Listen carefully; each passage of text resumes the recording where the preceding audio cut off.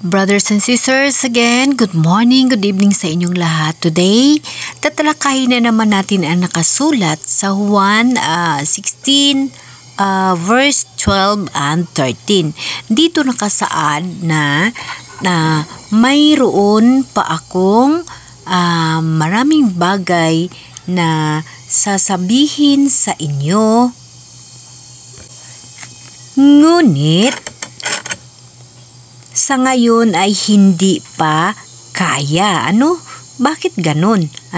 Marami pa akong sasabihin sa inyo, ngunit hindi pa ninyo kayang unawain sa ngayon.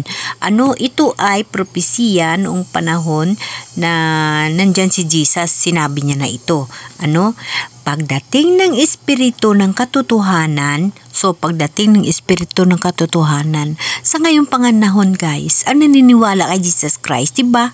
Sa Spirit, nandyan si Jesus Christ, kaya nga lagi natin siya nakakasama, araw-araw, oras-oras, nakakausap natin siya, nakakaharap, nakikita niya tayo, dahil sa Espiritu.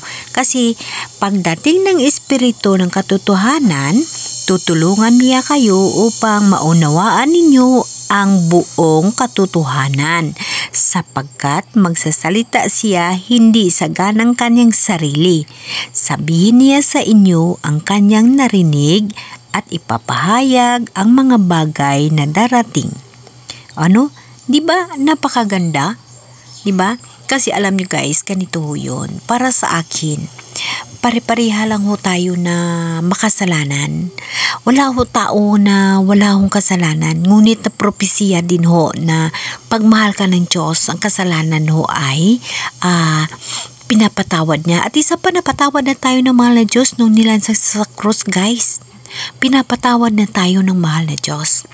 So, yung mga bagay na ito, na hinabili ni Jesus Christ o gimpropesiyan niya na sana marami pa siyang sasabihin sa atin, ngunit hindi niya na magawang sabihin dahil hindi naman natin maunawaan. So namatay ho siya sa cross at nagsabi na ang Espiritu ay nasa atin, diba? So yung Holy Spirit, yun ho ang makikipag-usap sa atin o makikipagbigay alam ng kanyang mga sasabihin. Ito ho yun. Dito ho yun siya ngayon. Sa'yo, nakikinig ka, bumabasa ka dito. Nandyan ho ang Holy Spirit sa'yo. Kaya nga, ang Espiritu ng Katotohanan nang dumating ang kanyang Espiritu ng kaalaman o pag-uunawa. So guys, ang Espiritu ng Diyos nasa sayo, nasa sa akin.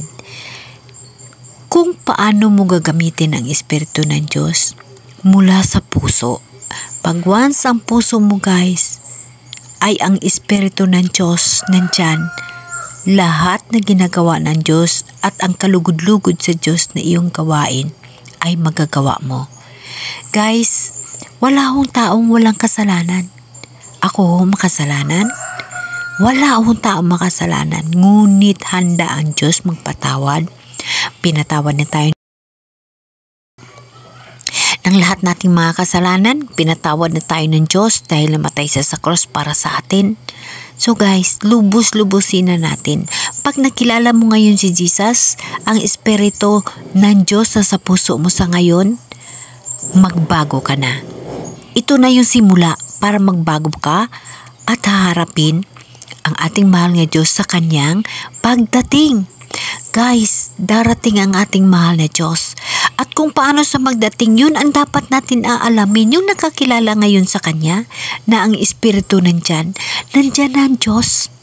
Nandyan na ang Diyos. Dumating na ho sa iyo ang mahal na Diyos. Nandyan na ang Diyos. So gagawin mo ang nagkakarapat-dapat. Pag hindi mo ho maunawaan ang iyong buhay, tanungin mo ang Espiritu ng Diyos na nasa sayo.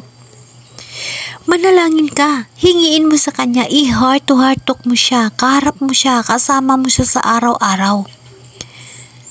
Itanong mo sa kanya kung ano pa ang dapat mong gagawin upang mamuhay tayo sa buhay na walang hanggan na kanyang ipinangako sa kanyang pagbabalik.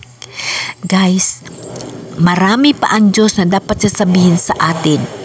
Sa Espiritu Santo natin, iyon lahat ay malalaman. Sa Espiritu Santo, siya ang gagabay sa atin at tuturo sa atin ng lahat-lahat. Amen?